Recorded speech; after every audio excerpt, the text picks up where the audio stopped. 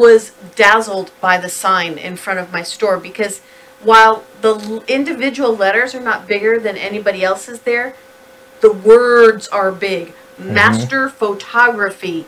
And if I didn't have a double front anyway, it wouldn't fit over a single. Who made that sign? Who made the sign? They're going to be so mad at me, missing an opportunity to say. I'll try to remember. Can you look it up there in my phone? I was like, her husband will figure it out.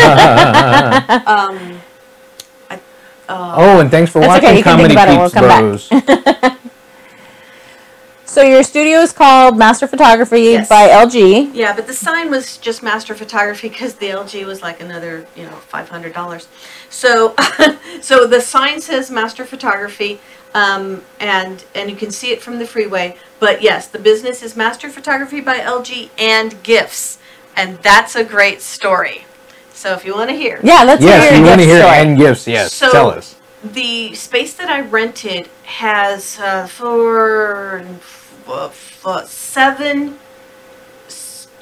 9-foot high windows in the front of it. And even after putting blackout on it and big shades and all of this, there was a lot of light still coming in, so I couldn't use like the first 10 feet of the space. So I said, I have room to do something. And a few of my friends called me and said, were you going to put something in that space? Because maybe I could put a shelf in there and you could sell my stuff. I said, sell your stuff? And I said, yes, I can sell your stuff. So what we ended up doing is we have a small gift shop in the first 10 feet of our store. And it's like 10 feet by, what would you say, honey, about 30 feet? I mean, it's a good portion of the store because there was too much light to come in to be able to use it as part of the studio. All of the backdrops are further back on the walls. So it's a cute little gift shop. We have a lot of handmade stuff. We have a lot of not handmade stuff. And it's just a sweet little place if you're looking for something cute. I'll be posting stuff regularly about new items that are coming in. And so what kind of like handmade stuff do you make there? Okay, so right now I've got 2 people that have done steampunk. I've got some chainmail stuff. I've got this woman who does this amazing artwork. She paints like jewelry boxes. There's a small desk in there, like a secretary desk. Amazing artwork. It has a name. I can't remember it, but it reminded me of Pennsylvania Dutch kind of stuff. Just beautiful. I've got a woman who is doing all of this magnificent, like, stuff that's sewn and embroidered. And so what she has is like bowl koozies. These amazing bowl koozies that I'm telling you. Ice cream will keep your ice cream cold and keep your fingers not frozen. Cool. Soup will keep your soup hot and keep your fingers from getting burned. So yeah, the bowl koozies are huge, and she makes all these cute little finger puppets, like all of the Star Wars, all of the My Little Ponies, just the whole thing. And I've got all this embroidered stuff. She makes these magnificent bags and pouches that have all this great embroidery on them. It's really adorable. I have a person that makes wreaths, so I have I set wall space aside for her. She just brought a few things in right now, so I don't have that many, but they're all like St. Patrick's. They're getting ready and they're adorable. And she makes cute little hair bows too. And then some of my stuff, I make earrings. When I was going through opening up the studio and having to, everything is hurry up and wait when you're opening up a storefront. So I picked the storefront and we got signed the contract and everything. And it took 2 weeks before the builders could even go in and finish it out. So the whole time I'm anxiously bending wire. So I was making earrings. I was constantly bending wire because I just, the therapeutic earrings. Well, this is your first physical studio that you have that you're actually. This is your thing. Right. This is happening with you. Right. But the majority of your stuff you were doing at conventions and stuff like that. This is true. I go to a lot of conventions. I have at least 1 convention a month, sometimes 2. And I do a lot of stuff at Wonderland. I'm going to be at San Japan this year. I'm always at San Japan. It is awesome. I got some other things going on. I've got some charity, a golf tournament that I'm doing. I'm doing a charity pancake breakfast. I've got all kinds of things coming up. I was in another shop for a little while. I rented space inside a shop, but it was a little tight. So I thought, well, it's time after being there for a year. I felt that I had learned enough to be able to move into my own space. And it gave me the credibility. So here's what happens. No matter where you are, whether you're at a convention or you're just at a charity event or something, when you say, I'm a photographer, if the person is rude, the first thing they say to you is, do you have a studio or are you just a person with a camera? And the minute you say that you have a studio, they're like, do you have a card? Because if you say, I don't have a studio, they're like, bye. I have my cell phone, really? I don't need you. Oh, yeah. Well, so that's a good tip for anybody who's watching then, if this is something that they want to get into and be involved in, that's a good question to know that's going to come up. Yeah, it will come up. It's something that really seems to legitimize in people's eyes. That now there are ways to get around that. I know some of the finest photographers I've ever met don't have a studio and never plan on getting them, but they're working from referrals. So the person who's telling the next person about their photographer, they already know they don't have a studio. That they're always doing weddings. So why would you have a studio if you do nothing but weddings? Right, that makes sense. That really makes sense. So really fine photographers out there, don't ever discount somebody because they don't have a studio. Okay, I'm telling you, that's a big mistake. But for what I did, the studio made sense, doing the green screen photography, and I have all the other classic backdrops too. I wanted a studio because going to people's homes and setting up a portable studio was difficult. Well, while you're talking, can you cue up the slideshow that we have? There you go. There's a button right there. It's the slideshow. Yeah. Now,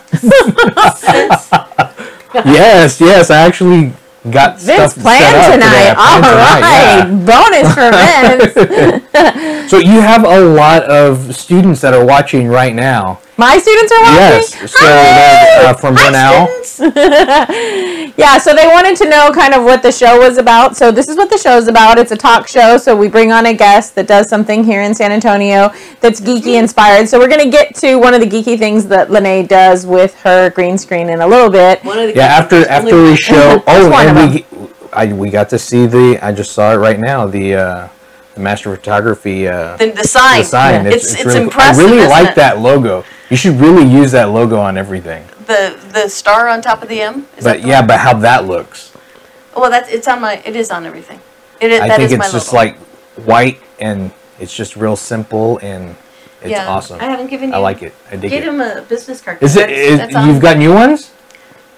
I thought it was on all of my business cards. This is cool. No, we haven't changed the logo since we've started. Yeah, no, I thought. Well, the one on there is a little different. It's a little different from what's on. Yeah, maybe a little bit. It is pretty cool though. I will tell you that since I opened up the studio, I've had several photographers call and ask if I was renting space, and I hadn't considered that, so I'm still kind of working that out. Oh, so you're still working that out. So if somebody wants to come and do their YouTube videos, because that's one of the things that. If you're a vlogger, you're out kind of talking about your life, so you don't need that backdrop. But if you want to do something like this, like we're doing a talk show, or people that want to do like top 10 type videos of the top 10 things they want, it's really great to have that green screen because then you can put pretty much anything back there. Yeah, and I have not personally all by myself done it, but Daniel and I did it. Daniel's my son. He owns a company called Inner Kingdom Games, and he has used my green screen setup several times now to make commercials for his tabletop games. Yes. Oh, great. So, good. So then that is something then that you have experience with. So if people are watching and they're interested in that, they can contact you and let you know. And you can call me about the studio space if you're interested. Like I said, I'm still working it out. I think I'm narrowing it down on how to do it. I've gotten a lot of people calling and giving me advice, like have a public calendar because apparently everybody's going to want your space at the same time. Yes. I'm like, okay, make those calls, people. so Google Calendar. Yeah, yeah, with Google. So one of the other things that I know about you, Lene, is that you're known a lot for doing the cosplay photography because you've been in the convention scene. So those of you that don't know that are watching, cosplayers are people, everyday people, or sometimes they're paid for their jobs if they're really good at it, and they dress up like different characters from different video games or comic books or movies. So they're the ones that you would normally see at Comic-Cons that are dressed up but like really fancy, really great costumes, and so we call them cosplayers. So what Lene can do with her green screen is you've made this fantastic costume, but now you want your character to be on this background that you imagine, but you don't want to trek with your photographer, you know, out to a swamp somewhere or something to try to get this. Well, she can do it like that. Yeah. And sometimes there is no place you can trek to. Sometimes your character belongs in outer space. I do a lot of Star Trek and Star Wars because I have lots of spaceship type stuff. Right. And I have a lot of fantasy. Now, I will tell you straight up, I get a lot of questions like, Al, help me out here. Can you put me in the like in something Ninja from Turtles or something? Right. Oh, and we have Al here, one of our producers. What's up? But, Long time no see. Yeah, they ask me a lot if I can put them in something that's specific, copyrighted. I don't do copyrighted. I don't violate copyright. Number one, it's not right. A lot of these, especially like the comic books, those people are on a shoestring a lot of time. So I don't steal other people's work ever. What I can do is I can put you in an appropriate world. You know, if you're Sailor Moon, I can put you in outer space. That kind of a thing. Most people, and in fact, I've never had anybody go, well, boo on you. They always understand because it is the right thing to do. Right. Yeah. And so it's really pretty cool. I have met so many epic people through cosplay and through the conventions, and I have now. It's funny. I was talking to my family, and I'm like, I've met my people. I've met the people that get me what I'm trying to do, and I get them and what they're trying to do. And they're so fun, and like taking photographs of them are so fun. Like I've seen so many of your photo shoots, and it's like, you know, the zombies are chasing after them, and they have like the pretend weapons, and they're protecting themselves. Like they really get into their characters. Or I've seen you like try to build things up so it looks like maybe they're flying or something if they're trying to, or trying to get them in that mindset because they really are trying to be that character. So it's fun to see them like play that, and they can't see, right? Because if you've never worked with a green screen, when you're on this side, it's green. It's like green. When I'm looking at Vince, Lene and I are looking at Vince, it's green. You guys see his whole background. So when you're playing on it, isn't it? When you're playing on it as a cosplayer, you're playing yourself, but you don't know. Like in your mind, you kind of know what the background is, and the photographer knows. But it's until you kind of mesh those together, right? That exactly. And some of these cosplayers are just fantastic. So I did a photo of a girl that was dressed like a mermaid, but she was in a wheelchair, and so when she said, "Would you take my picture?" and I had this epic Atlantis scene to put her in, and I was never so surprised in my life as to watch this mermaid literally flop onto the floor. I was like, all right, okay, let's do this. We're doing it. Let's do this. And it was one of my best pictures ever. Very nice. And then her brother helped her get back in the wheelchair, and I was almost brought to tears at how just everything about her was fantastic. There was nothing going to slow this woman down. I have had people in wheelchairs come up and say, "Will you take my picture?" Of course. Yeah. You know, people on crutches, and you know what? I don't care. Costume, no costume, whatever disability. There is. When you're in front of a green screen, you can be anything you want to be. You can be we anything. have some praise to you from McKenna Ritz. I love your work, Lene. You do truly amazing works. Thank you, McKenna. Nice. You're the bomb. That's super. So yeah, good. they really like you. You have a following because you have a big following when since everybody sees you at the conventions all the time. Yeah, I get a lot. And you're able to do a lot of things that a lot of people can't do. Right, and I do. I do the same conventions over and over, so I get people asking, "Are you going to come Did you get some new backgrounds? I've had people request backgrounds, and I will get them for them. Oh, that's I nice. had a guy cosplaying, what was that show, honey, where I got the motorhome out in the desert? That was Breaking Bad. Yeah, he says, I'm doing a Breaking Bad this year. Can you get a motorhome? And like 5 minutes later, I sent it to him. I said, will this do? And he goes, yep, that's perfect. Yeah. Yeah. That shoot was a lot better than the other one we did. Yeah, we did another Breaking Bad, and No bueno. It's not for public consumption. Yeah. No. But he was walking through the con like that. yeah, Oh, okay. Wow. it was amazing. Sometimes. You know the cosplay I'm talking about. It was epic. Sometimes it's interesting. Yeah. Sometimes you deal with interesting. That's okay. Well, but you know what? You know, anybody who's willing to get in front of my camera, if they're comfortable, you know. Yeah, it's your pictures. Yeah, it's their. So speaking of getting in front of your camera, how does that kind of work? Do you? Is it like a one and done kind of shot, or how does that kind of work when they set up something with you? Okay, so like if I'm at a convention, it's not one and done. I take a picture until they're happy with the picture. But at the cons, I really don't have a lot of time. So they're getting a 10-minute photo. We're putting them on a backdrop, and we're blending it to make them look like they're there. Most of the time, we can really make them look like they're there. And it works out very, very well. But I don't have the time to do like the professional shooting that I do in the studio, where I smooth the skin, take out blemishes, take off a couple of years, a couple of pounds. You know, those are the things that I do in the studio, and that's why studio shoots do cost a little bit more.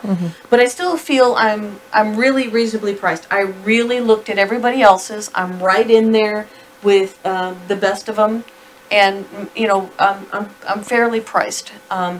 I have a packages where I'll take 2, 3, or 4 photos and put them on 3, 6, 9, something like, you know, you get a variety of backdrops for every photo. So, and they're reasonably priced. So in the studio, it's not just cosplayers, though, right? Oh yeah, in the studio we do I'll do anybody who wants to get theirs done at a convention or at a show. But in the studio, I do a lot of things like families and kids, a lot of kids, because what's nice about the studio is it's a quiet atmosphere, and I can really work with the kids without distractions. Oh my gosh, last weekend we were trying to take a picture of a 1-year-old. And every time Mom would let go of that little girl's hand, she was off. I mean, she was darting, and there was and then she was chasing after people who were walking behind me. Because I was at a show, and I had all these people walking past me, and everybody was walking by. Man, she was just gone. She was out of there. It was absolutely hilarious. I can obviously do a lot better in the studio. Even if she were to take off on me, we would have a little bit more control. But I also do brand newborns in the studio, and I would never do that at a show. Yeah. I don't have the equipment. I don't have everything there, but in the studio, I have all kinds of, I have a giant bean bag. I put the baby on the bean bag, and we move it around, and the little guy is like, you know, all the stuff. All the cute baby Even things. at the conventions, you bring a lot of equipment and a lot of props. I bring a lot of props there, but not for the babies. The babies need the studio. But just doing that tight thing, you still bring a lot of stuff anyway. Yeah, I do. You know, people who go to conventions, a lot of them have the cosplay. But I gotta tell you, where things really happen for me, like at San Japan, is where Mom or Dad, they want to get the picture taken, and sometimes they want to get in there with the kids, and they don't have a costume. So I'll have, you know, your bloody axe and a nice bloodied up hatchet, a hammer. Got some, you know, the AR-15. It's a prop. It's not real. And some pistols. And they go chasing zombies with their kids that are dressed up like Sailor Moon or Pokemon. So it's a little, you know, family zombie hunt. Oh gosh, why not? And That's then the I best. love the photos where the groups of friends want to all get in there, and none of the costumes match each other, but they all want to be in there, so they'll do something like a zombie chase or be in outer space where they're not matching with any one costume. They're just all floating. Yeah, exactly. I have the Zero vortex. gravity. Yeah. Yeah. Black and Silver Diamond is really enjoying this. He says he used to do photography a while back, and he's also a big cosplayer, and he's working on a cosplay. It's Green Jester from Card Captors. I've never seen it. I don't know what that is. Sounds like it's going to be green. So that was my next question. So I'm glad that came up because I knew that people weren't going to know that. So I figured that was next. So please do tell Lene about the green costumes. Well, I got to tell you, when it comes to poison ivy, we just kind of look down and don't encourage poison ivy anymore. What I have to do when you're wearing green or like a blue-green, I have to put you back in.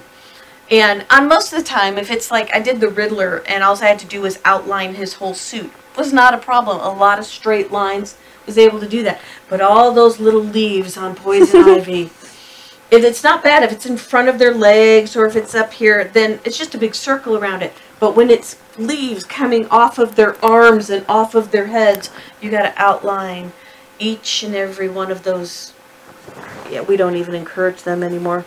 See, and when you're doing video, there's no outlining anything. Oh, they're just gone. You're gone. Yeah. We were trying to make a commercial, and we try to wear our themed like clothing for whatever we're talking about, right? So I'm like, oh my god, like we're gonna do movies, and so I bring this shirt out. This is gonna be an awesome shirt.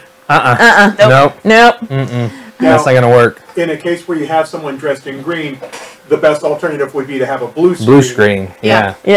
We're not at that point yet. Yeah. Well, and I know that you can change the color of the green screen in the software, but I have yet to make it very successful because then they're like Joker will have green hair and a blue something, and there's always something that's gonna Jokers. I still do Jokers, although they have the green hair. But what I do now is because usually they're like mad Jokers with the hair sticking out all over the place. I just spike their hair instead of trying to go around it. I just make it spiky, and they always like it.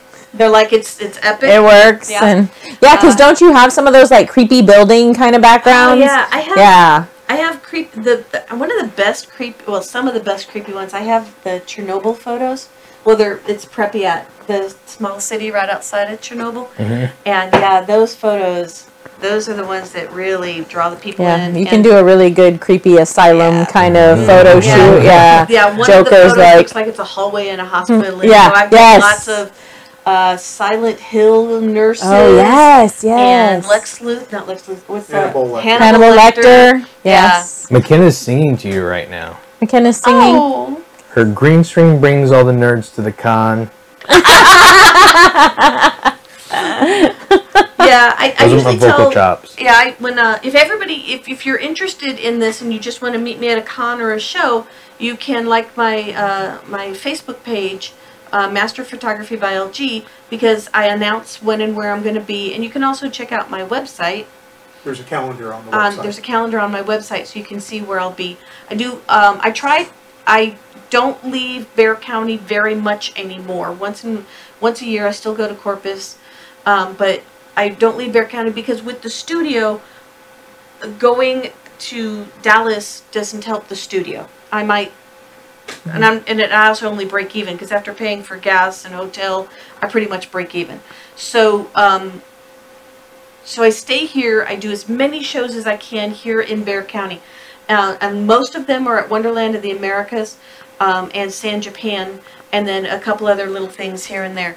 So if you follow me a little bit, I'm not asking you to check me every day. I get that. Everybody has a life. But if you get on there and follow me once in a while, you'll see where I am, what I'm doing. You can also find me, if you Google me, you'll find me there, and there's a calendar on my mini website that's on Google. So, yes. Very cool. Very cool. Yeah, it has been an adventure getting where we are right now. The studio is absolutely epic. I walk in there every day going, what on earth have I done? Well, so would you, if you were giving advice to somebody, because maybe somebody's watching this and they want to know about not just you as a photographer, do you give advice to other photographers, or would you have some advice to give to other photographers? So there's more to be had for advice about just business owners. So that was a, like I said, I was at the other place for a year, and that was a long lesson. So I'm one of those freakish people that pray that my taxes are going to good things, like building roads and things like that. So I pay all my taxes. I pay taxes on every dime that comes in. I am a believer in that because I do want to feed the children. As an educator, I appreciate your taxes. Thank you. Exactly. I pay my school taxes. I pay my property taxes. I pay my income taxes. Because I do believe that we do need some social responsibility. I also do volunteer work and stuff like that. So when it came time to put the thing together, I took a lot of time to put the business together. I got my business license, my federal stuff all together in 2014. And then slowly but surely, like I went to Bexar County and I got their stuff, and you know, I opened up the small shop and learned a whole lot. What I recommend, if it's at all possible, now I'm going to say I know I'm not your typical photographer because I have a bachelor's in resource and environmental management and I have a master's in aquatic biology.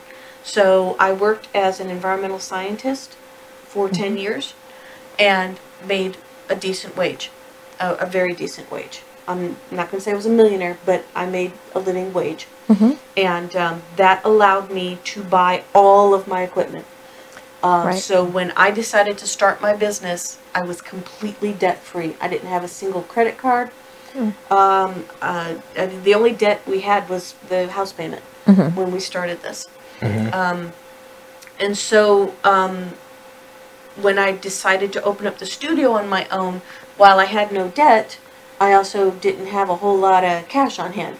So I did take out a small business loan to float me for a little while until business picks up. But it helped getting that loan by being debt-free and having invested like $35,000 in all of my equipment. Oh, wait. Tell me again how much you invested in the equipment? $35,000. $35,000. Yeah. But if somebody wanted to start off just small, they wouldn't necessarily have to invest. They wouldn't have to. Now, okay, so from 2014 until now, that was that $35,000. So, like I said, I had a decent job. And so I was able to do all of that. Yeah, because I've seen some of your lenses, and they're like this big. And yeah, like the lenses need a tripod. She has like a camel that she takes with her that carries all of her stuff. His name is Al. Yeah. No. Sometimes he feels that way. Poor Al. But you know, no matter what kind of business you start, there's always that initial investment. I recommend you do that before you try to open up that door, because it's going to be a shock. My sign that y'all saw there was $6,000. Yeah. Be aware, that's average. That's really, really average. Rent, electricity. Electricity. I'm even paying my own water. I pay the water bill there. Now that's unusual from what I understand. Like the occupancy thing, isn't that a thing you have to pay for too? Yeah, but for the Universal City it was like $200, which is not bad. But it's an expense that you don't think about. There's every turn there's another expense. Be prepared for a good $10,000 to open up the door. Right. Just be prepared for that. And I mean, if you're opening up, I don't have any licenses per se. I don't sell food. I don't prepared food. I mean, if you come in, I might be able to offer you a soda. Okay. I don't sell alcohol, although I might have a glass of wine once in a while. And then, but she'll only wave it, and then you can't have any. You can't have any. It's mine. And I might, and I don't sell anything that's like hazardous chemicals or anything. So I don't need any licenses or anything like that. So if you're going to open up something like that, that's a whole can of worms I never even went into. But for photography, if you want to start your photography business, you just need two things. You need your camera. And I would invest in a pro camera, but it doesn't have to be. Okay, so here's my advice. Look at what you are doing. If your business as a photographer, is going to be taking pictures of boat races and car races and dog races, maybe horse races around here, or the Olympics, something like that, then get the top of the line. The top of the line is built for high speed, high speed. I use Nikons. The flagship Nikon camera will buffer 200 photos before you even start. So can you do like sporting events and Texas and football? I cannot do it like that camera. My camera starts buffering at about 50 pictures because my camera is built for different stuff. Right. I have the pro camera that's built for portraits. Right. And built for weddings. I take pictures of birds. We know that. They're really pretty. I do. I take beautiful nature pictures, which is where this all started. Being an environmental scientist, I was out there taking pictures of the birds. But my pro camera has more pixels, which means it buffers faster. It is very fast. I would use an 810, a Nikon D810. It's a beautiful camera, but my goal was portraits in green screen, and it takes beautiful video. But I'm not going to be able to do the Olympics. That it's not built for that. Right. I'm not going to be a National Geographic photographer. So I think some of it too is then knowing what type of photography you want to be involved in, because I don't know if some of the people that are starting out realize, because even with that photography camera, isn't it true that you can actually then take those photos because of the way that camera is, and you can kind of separate like the background and everything from each other and make corrections there's a lot of and manipulations you can do. Okay, so let me say this. If you are really, really interested in buying a DSLR or a pro camera or semi-pro camera, feel free to give me a call. I give classes. It's $25 for 2 hours. I've never had anybody walk out of there going, this was a waste of time. If you haven't made up your mind which camera to get, I might be able to help you with that decision. Also, give me a call. Just drop in. I'll give you the 10-minute lesson. No problem. But there is a lot to these high-end cameras, and they're a big investment. They start at about $500, and you can go. I mean, with the Nikon flagship, it's like $6,500. But then there are cameras out there that are $20,000. So you need to know what you want to do. And I'm sure there's more out there. Shooting 8K. Yeah, it depends on what you want to do. So I can help you make those decisions, give you some food for thought. I'd be more than happy to. For all my YouTube people out there, a lot of them use DSLRs to do video. Would you be able to help them with that type of stuff, like lighting and lenses and stuff like that? Yeah, absolutely. There's some industry standards on those kinds of things. Basic stuff about having enough light and using the right lens to get to fulfill your needs. And you said you do classes, right? So tell us again, how much were the classes and how long? They're $25 for 2 hours, $25 per person for a 2-hour class. And that's the basic in-studio class. I've also taken people on safari. Safari's fun. I think we went out 2 or 3 times, right? Yeah, it was fun. And that's some of the stuff that I'm floored at is your nature photography. Yeah. And I really enjoy seeing that stuff, because it's like the best stuff. And you have some on the walls, don't you? Right. Yeah. I think I shot you a picture of it. I do have a gallery set up in my studio. If you want to come by and see the nature photography and ask questions about that, I love to talk nature photography. It's one of my favorite things. She loves to talk. That might be a thing too. We have never argued that point. Hi, I'm Lene, and I like to talk. I had to pull him in here to get him mic'd up, and yeah, there was. But once the mic is on, it's golden. Yeah, they don't have to pull my teeth to get words out of me. Yeah, they're halfway through the question and I'm answering. But, that's good. Black and Silver Diamond says he has a Canon. Oh, okay. So this is true. I absolutely appreciate Canons. Canon cameras are equally as good as Nikons. They are just on par. There's a lot of people out there that would tell you, but you want to use Nikon for this and Canon for that and this and that. I'm going to tell you, for your average person out there, they're interchangeable. There are some things you need to know about both of them. I teach Nikon because that's what I use. I have taught Canon. I have cheat sheets for Canon, and most of Canon stuff is like 90% of it is the same as Nikon. Mostly it's the iconography that's different. It's got little different symbols, you know, for the same thing. So I have a cheat sheet for Canon. What I teach in the basic photography class, yes, there's Nikon in there, but it's a whole lot of photo theory, photography theory. So once you understand the theory behind photography, you can take it to any camera. You know, they're all good. You can take it to your phone if you want. It works better with the DSLRs. Yes. But you get the idea. So, yeah, I'll be happy to talk about your Canon if you want. Yeah. Cool. What about Sony? I really haven't had anybody come to me with a Sony. He just asks because he's got a Sony. Because I got a Sony.